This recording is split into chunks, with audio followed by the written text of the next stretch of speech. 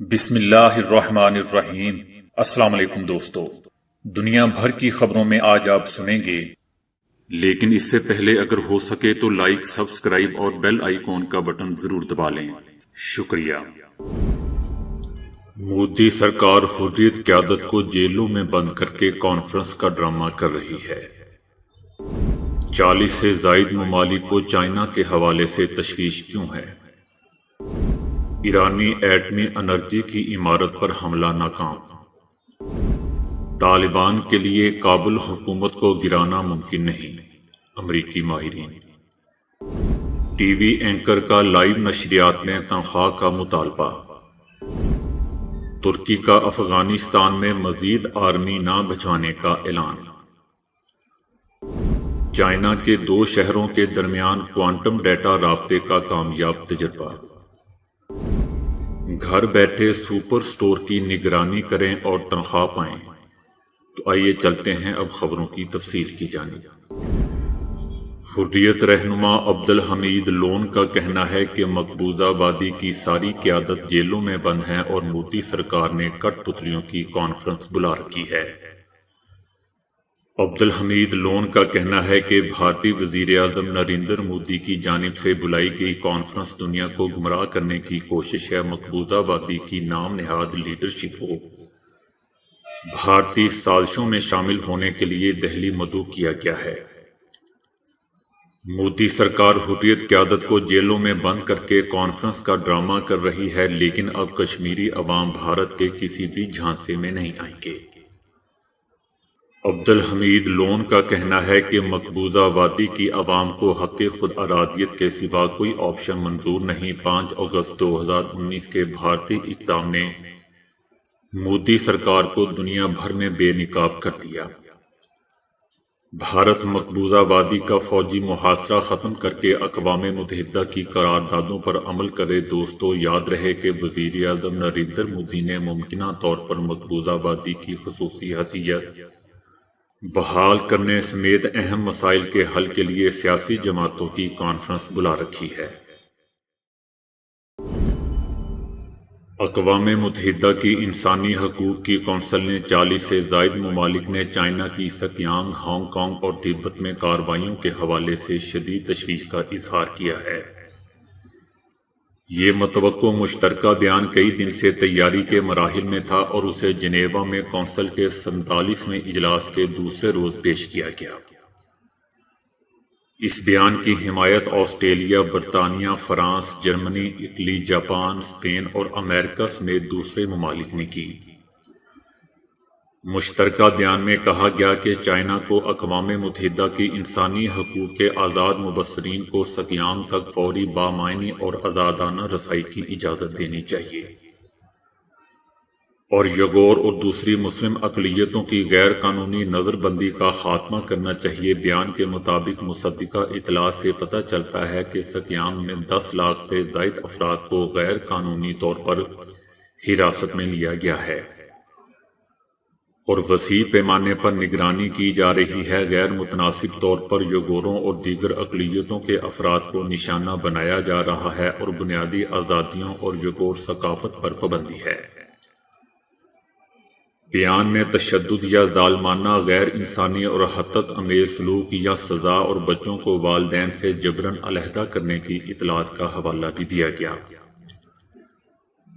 مشترکہ بیان میں دستخط کنندگان کی تعداد 22 سفیروں کا اضافہ ہوا ہے، جنہوں نے سن 2019 میں چائنا کے یگوروں کے ساتھ سلوک کے حوالے سے بھی لکھا تھا اور اس کی مذمت بھی کی تھی، جبکہ دوسری طرف چائنا یگوروں سے بدسلوکی کے الزامات سے انکار کرتا آ رہا ہے۔ چائنا کا اصرار ہے کہ وہ شدت پسندی کے خاتمے کے لیے صرف پیشہ ورانہ تربیتی مراکز چلا رہا ہے، اور یہ کہ غیر ملکی طاقتیں اس کے داخلی معاملات میں مداخلت کر رہی ہیں۔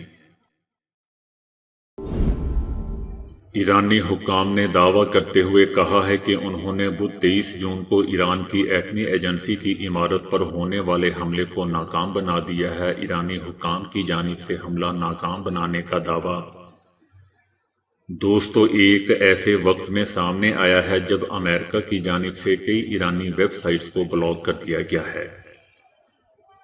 ایران کے سرکاری ٹیلی ویژن کے مطابق جوہری توانائی کی عمارت پر ڈرون سے حملہ کرنے کی کوشش کی گئی تھی جو ناکام بنا دی گئی۔ حملے میں جانی اور مالی نقصان نہیں ہوا، تاہم یہ نہیں بتایا گیا کہ ڈرون کو کہاں سے کنٹرول کیا جا رہا تھا۔ ایرانی ٹی وی کے مطابق حملے میں کوئی جانی اور مالی نقصان نہیں ہوا۔ مذکورہ عمارت ایران کے شہر کاراج کے قریب واقع ہے، جو تہران سے 50 کلومیٹر کے فاصلے پر ہے۔ ایران اور امریکہ کے مابین جہاں ایک جانب تناؤ کی کیفیت سامنے آ رہی ہے، وہیں دونوں فریقین کے درمیان ویانا میں ایٹمی توانائی سے متعلق بات چیت بھی ہو رہی ہے۔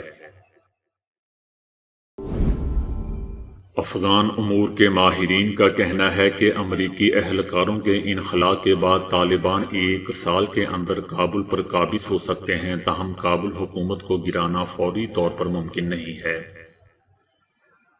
کیونکہ کابل کا انحصار ایک زیادہ بہتر افغان دفاعی فورس پر ہوگا۔ وقت کے ساتھ پریشانی بڑھ رہی ہے کہ طالبان ایک مرتبہ پھر لڑائی زدہ ملک کا اقتدار حاصل کر سکتے ہیں۔ افغانستان میں برسوں کا تجربہ رکھنے والے امریکی تجزیہ کاروں نے خبردار کیا ہے کہ ناقص قیادت، کرپشن اور افغان سیکیورٹی فورسز میں نسلی بنیادوں پر تقسیم وہ عوامل ہیں جن سے طالبان فوائد حاصل کر سکتے ہیں۔ امریکی اہلکاروں کے انخلاء کے اعلان کے بعد طالبان نے افغانستان کے 400 اضلاع میں سے درجنوں اضلاع پر قبضہ کر لیا ہے۔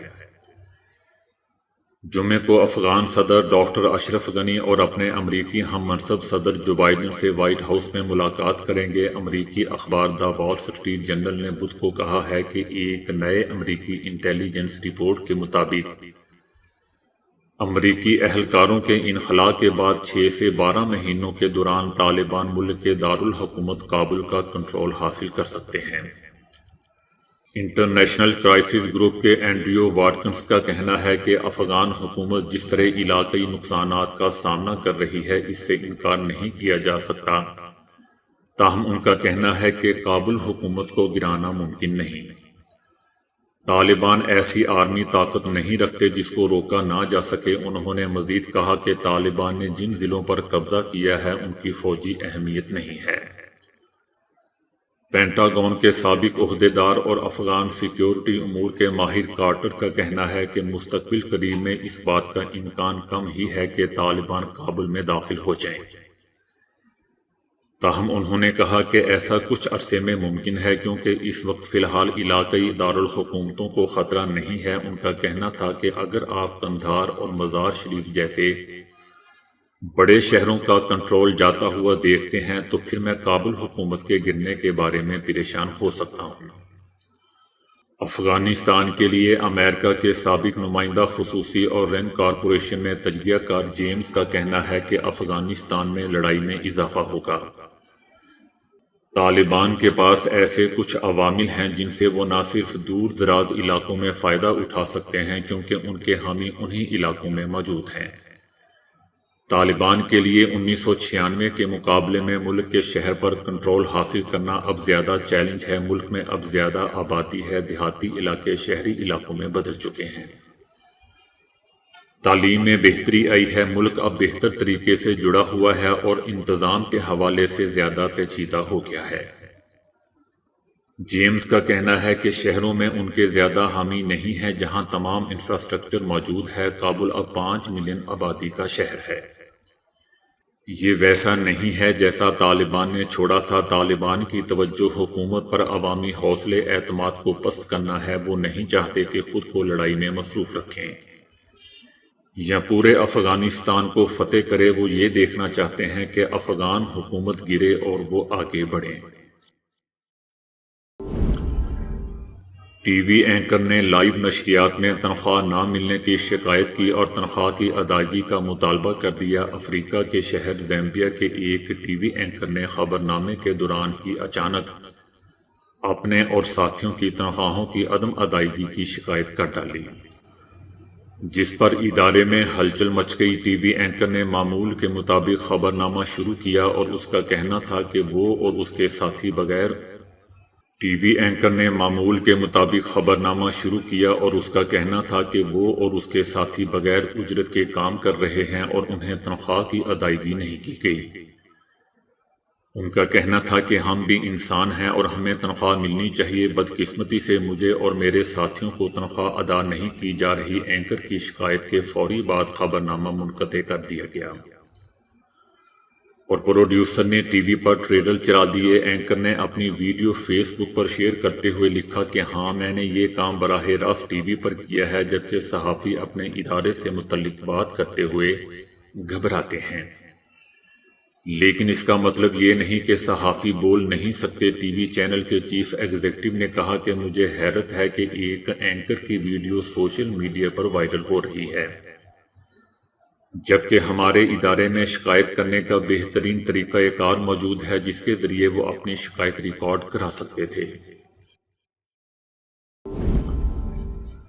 ترکی نے افغانستان سے امریکی انخلاء کے بعد مزید آرمی نہ بھیجنے کا اعلان کر دیا ہے۔ ترک وزیر دفاع پلوسی نے دو ٹوک اعلان کیا ہے کہ امریکہ کے فوجی انخلاء کے بعد کابل ایئرپورٹ کی سیکیورٹی کے لیے مزید آرمی دستے نہیں بھیجے جائیں گے۔ انہوں نے کہا کہ مشن کے لیے لاجسٹک اور مالی مدد پر امریکہ سے بات چیت جاری ہے اور جمعرات کو امریکی وفد کے ساتھ معاملے پر تبادلہ خیال کیا جائے گا۔